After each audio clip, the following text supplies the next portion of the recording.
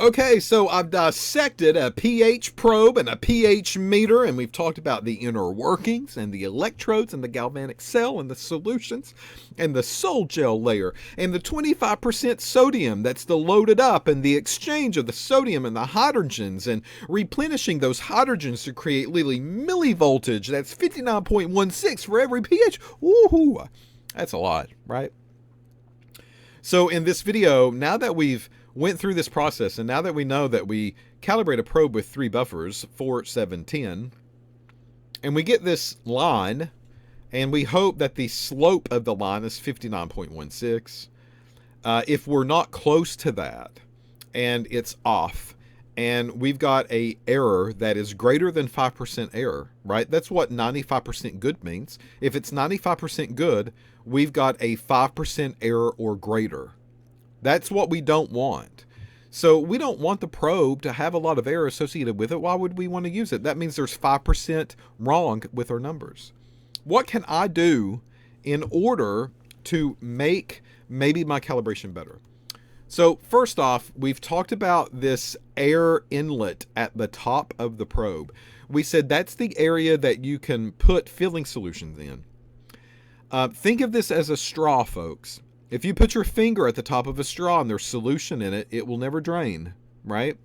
And really the way that this works, we have to let this thing drain. Filling solution has to drain out of that ERE in order for us to complete the circuit.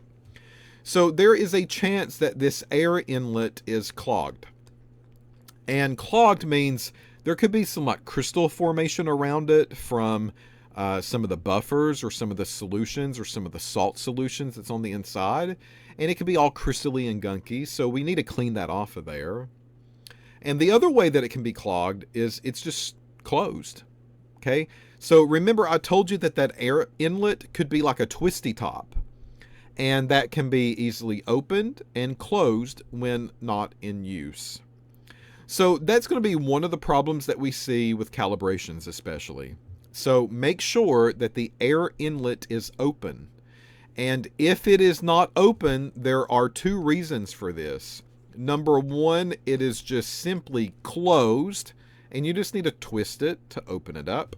Or number 2, there could be some kind of solid formation around the top that has crystallized, and we need to clean that off so that way our finger's not on top of that straw anymore and that solution can drain into what I'm trying to measure with.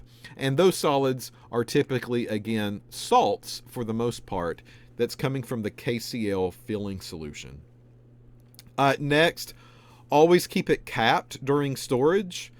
And the reason for this is because if you don't, and you go to it a day later, a couple of days later, if you don't keep it capped during the storage, then that means the filling solution is no longer there. So we've got this probe that has this porous frit and it's kind of slowly leaking out of there.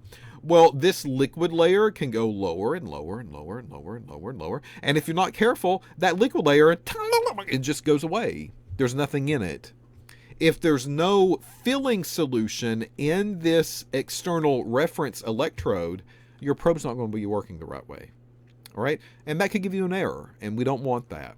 So that's why we say keep it capped. So we want to make sure that the end of the probe, when we are not using it, is either in a buffer solution 4, or there's actually a plastic cap on a lot of these that go into the bottom of the probe to keep it nice, clean, tidy, and prevent the filling solution from leaking out. Next up, when you calibrate your buffers, in the calibration procedure, you could be messing up because you're not really rinsing it very well with water in between, before or after the use. All right? So that's what you're seeing here. Before you use it, you want to make sure that you give it a really good douse with deionized water. Pat it dry, clean it, and then put it into your first buffer. No contamination can happen here. That changes the millivolts. Millivolt changes the graph. The graph changes, it changes the slope. The slope changes, it changes the error. The error changes, it changes the slope percent, which is good percent. Next up, in between the buffers, you want to make sure that you clean them really well. So a little squirt and a little dab is not going to do it most of the time. Again, give it a really good douse with deionized water. Wipe it down, pat the bottom like a little baby's bottom, and you'll be good. Finally, at the end of that buffer, you do want to rinse it really well. Even though your calibration is now completed, rinse it really well, wipe it down, pat it dry. That pH buffer 10 could linger, and that's basic. And you don't want that to contaminate any samples that might happen after this point. So before use, douse it. In between the buffers, douse it. And then at the end of the buffer, douse it. Finally, keep that same mentality when you actually run samples and get pHs of those.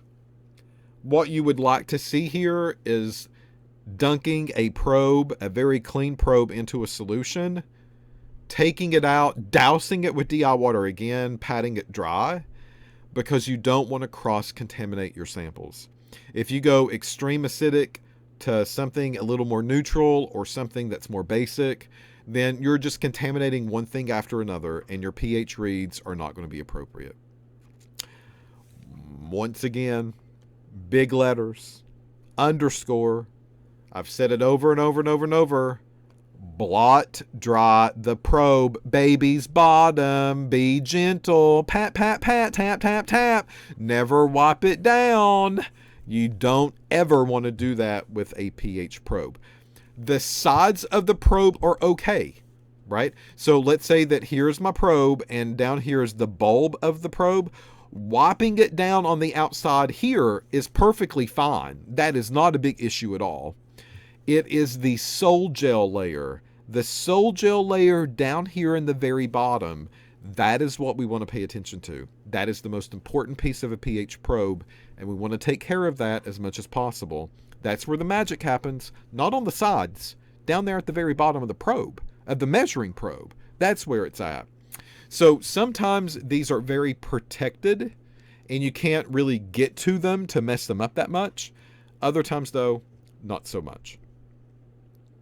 Some other things that are troubleshooting, maybe tidbits of information that I could share.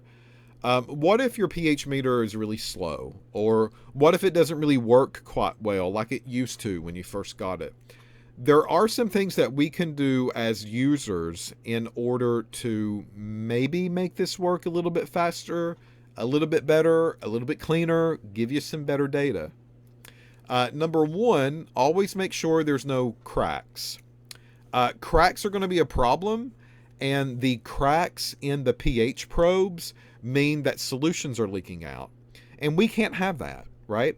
The measuring probe cannot have any cracks. The reference probes cannot have any cracks. So if you visually see damage to a probe, there's no way to fix that. You just need to get rid of it, and you need to purchase a new one. Okay, sorry, that's just the way the cookie crumbled. Next up, one of the common mistakes that I see people do is that they don't double check the filling solution level. We've mentioned this a few times already, but that hole, that inlet up at the top of the ERE, that hole is there because it does leak. It's meant to leak out the bottom, and you have to have that inlet hole to refill the filling solution. Right? That's what we call it, the filling solution. So keep in mind, 3 molar most of the time, KCl is the filling solution. So literally just squirt some in there, mix it up really well, give it a good shake, and then you'll be off to the races, right? In the pH world, pH meter again. If those two things don't really look odd to you, it's filled up, there's no cracks, there's no damage, my next course of advice would be soaking the probe into some warm storage solution. And storage solution is often pH buffer 4. Just take that 4 buffer that we use to calibrate, pour some into a beaker, heat it up, put it on a hot plate. 50, 60 degrees, perfectly fine. You don't need any more than that. And let it sit there. 30 minutes, an hour. That'd be okay. No rhyme or reason. And then go back and try to calibrate it again. Or go back and try to use it for a reading again. See if it works a little bit better for you. I hope it does. If that doesn't work, well, there's maybe a problem with storage. So what you're going to see here, I hope that you stored it in pH of 4. I hope that it stayed in pH of 4. But still, there could be some things that begin to change over a course of time with a pH 4 buffer. So take some fresh pH 4 buffer and just leave it in there overnight. Hopefully that will clean up some of the problems that you're experiencing at the sol gel layer. It might just take fresh buffer. That's okay. Next up, check the salt bridge. Just like with number, which one is it? Crust. That was on the previous slide. Just like there's crust that can be built up on the top of the inlet, there can be crust at the salt bridge, which is at the very bottom of the probe. So if you see some type of precipitation, some type of solid salt-looking stuff at the bottom of it, it's probably due to the salt that's in the filling solution. It's leaked out, it's clogged up your pores, and because of that, it can't really drain the proper way anymore. So cleaning the porous salt bridge, you're actually kind of doing that when you do number 3 and number 4. But if you do 3 and 4, and then you look at the porous salt bridge and it's still kind of crusted up, then that means do 3 and 4 again, or do it for longer periods of time. That might help clean the pores out of that salt bridge, so that way the electrodes can start talking to each other again and complete the circuit. Next up, if that doesn't quite work, you're still having problems, number 6 is actually going to tell you take the probe and just dangle it 30 minutes, give or take. And make sure that the inlet is open. What you should see is a very slow leak, and you should see a drain of the KCl that is taking place with the filling solution. If that doesn't drain, then that means that your pores of the salt bridge are still clogged up. So just put it in the holder, let it sit out in the air. I know, oh my God, you told me not to let the sol gel layer dry out. I did, but 30 minutes is going to be okay. And allow this filling solution to drip, drip, drip out. If it doesn't boop, boop, boop, boop, boop, out of there, then that means that that salt bridge is going to be clogged. And that means repeat number 3, repeat number 4. And maybe you can help it get unclogged. I hope you can. Number 7, actually 7 is going to lead me into another description. For number 7, we've not really talked about appropriate solutions to measure with a pH probe. And the appropriate solutions are mainly aqueous based. And that means dissolved in water. So things like fats, really not appropriate. Oils, not appropriate. Grease, not appropriate. Anything that doesn't dissolve in water very well, it's not going to respond very well to your pH probes. We've got to handle them in a different way. But there are times in a laboratory that maybe, just maybe, we stick a probe down into something fatty, down into something oily, and when we do that, it crusts or it contaminates the end of the probe. We've got to get rid of it. And I've just told you I can't rub. I can't do anything weird to the bottom of that glass bulb, the ISE, the sol gel layer. So how on earth am I going to clean that oily, nasty, sludgy stuff off? Well, one of the common cleaning solutions here is a 50-50 mix, half and half, of acetone and water. Not very long periods though. 30 seconds, let it soak, and then douse it with DI, dab, dab, dab. Then if you got to repeat it, repeat it. But that is another maybe good cleaning way if there's gunk and sticky residue on the end of your probe. Finally, if that doesn't cut it, nothing else up above works, then number 8 says use a 20% ammonium bifluoride solution. This etches glass. Whew. Oh my God. A probe made of glass. A sol gel layer that's very, very important, made of glass with little bitty sol gel on the inside and the outside, sticky paper. And he just told me to put it in a solution that would eat it. Yeah, I hate to say that, but yeah. And the reason is because the surface of your probe could get so gritty, so grimy, that these detergents and cleaning solutions are not going to work. So the ammonium bifluoride will get in there and chomp, chomp, chomp, chomp, chomp, chomp, chomp, chomp, chomp, eat away on the outside of that sol gel layer, and it eats off all of the crust. Think of it as a nice, pleasant facial for a pH probe. You're giving it a facial. I mean, that's what goes on when people go into these clinics, right? Give me a facial today. Okay, they're slathering your face with acid, and the acid is chomp, chomp, chomp, chomp, chomp on the surface of your face, and it's eating the outside layer of your face off. That's what a peel is, a facial peel. So we're giving the probe a facial peel by giving it ammonium bifluoride.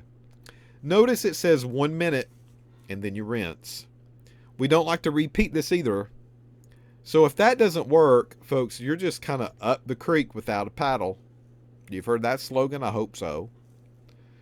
And that probably means it's time to get a new probe at this moment. So might as well not worry with it. Throw that probe away. Order a new one. Have it shipped. And you'll be back in business with hopefully just a handful of minutes of plugging it up. All right, so that's actually not the only errors that we can see in a laboratory environment. And we're going to talk about 3 kind of common causes of these other types of errors that go on with the probe. This is mainly if the probe's not working, I'm not getting good data, my calibration curve's not actually good, my slope percents are really low. These are some of the things that we can do to fix it. But what caused it in the first place, right? That's what we're going to talk about in one of our last videos that's upcoming.